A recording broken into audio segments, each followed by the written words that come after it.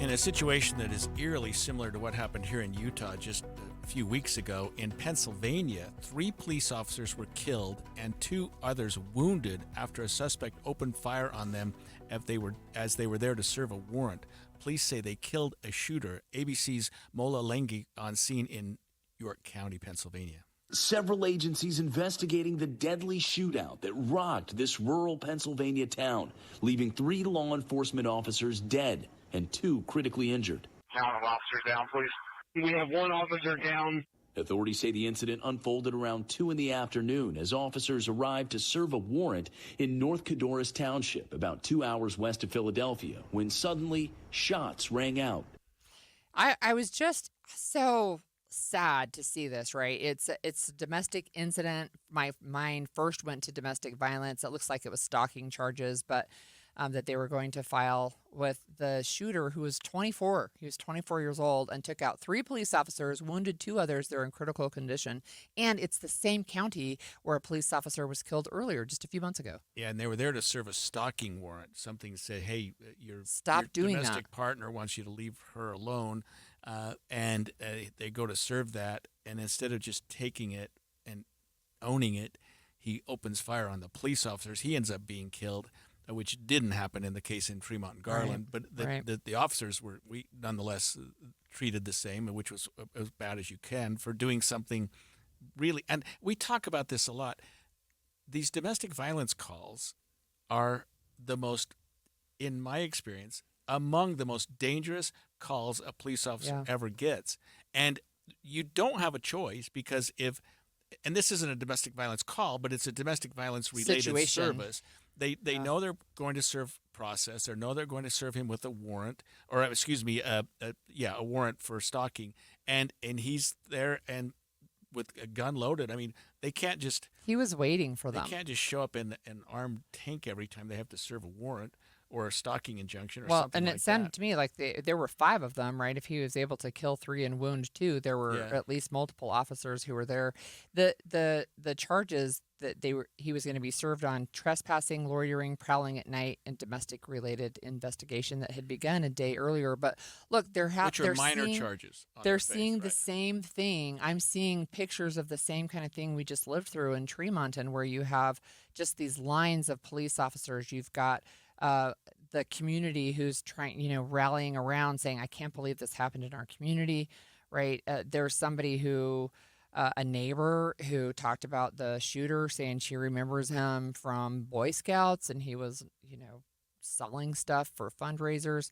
It just is so tragic that we're having these shootings. Attorney General Pam Bondi called violence against police a scourge.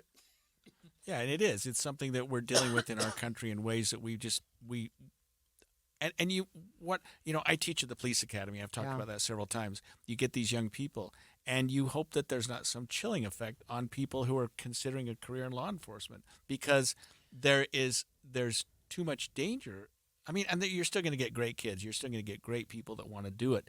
But I mean, if you're a parent of a young woman or man who is in their early 20s and saying, okay, I've got my college degree, I want to go serve in law enforcement, I mean, you're going to hold your breath before you answer that question. And I thought about that myself when I was at the DA's office teaching at the academy, when my kids all went through that stage where they were about to make their life decision. Yeah. And I thought, what would I say? What would I say if my daughter said, Dad, I want to go be in law enforcement? And my answer was, I would support it, but it sure hold your breath.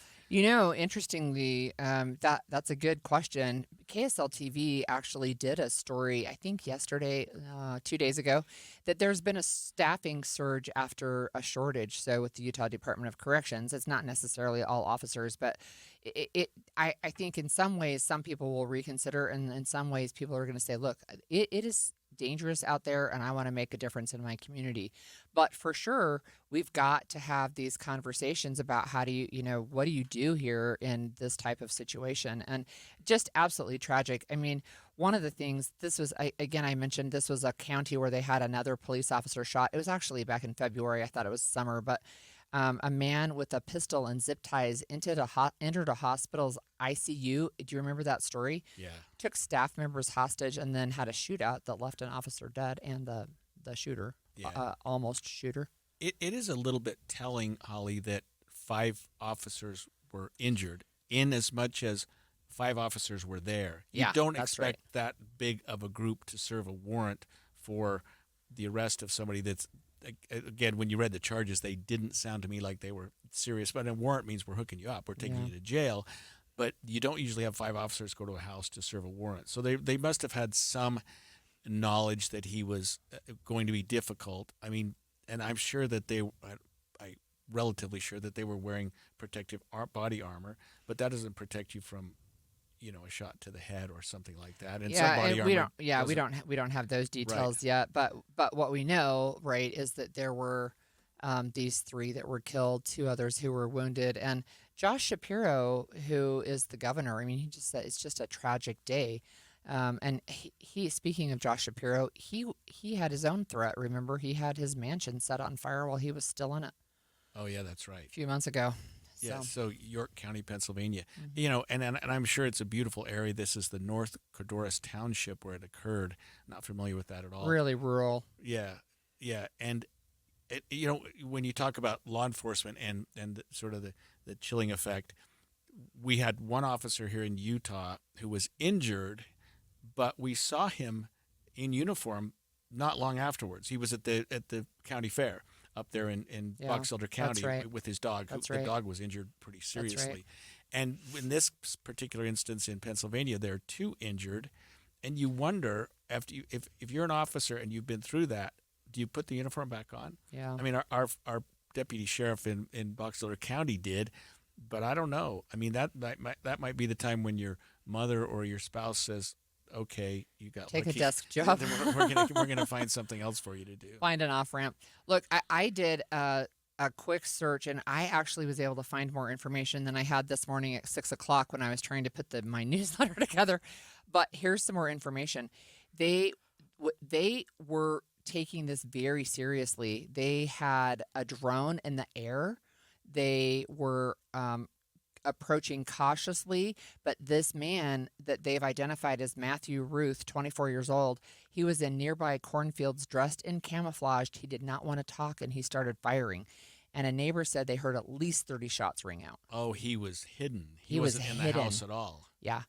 He was not in the house. He was outside waiting for them. And they had drone surveillance, but he was hidden in the cornfield. And right now, I don't know if they've harvested corn there yet or if they have the corn stalks. But you're close, right? You're close to harvest time, and he was able to hide. So an officer could very well have been on the side of the house, thinking he was out of the line of sight for the windows when he was really right in the line of sight. So there were 3 officers left for dead outside, and then the shooter moved on to the farmhouse where 2 more officers were shot and wounded, and then one of the injured officers was able to return fire and kill the shooter.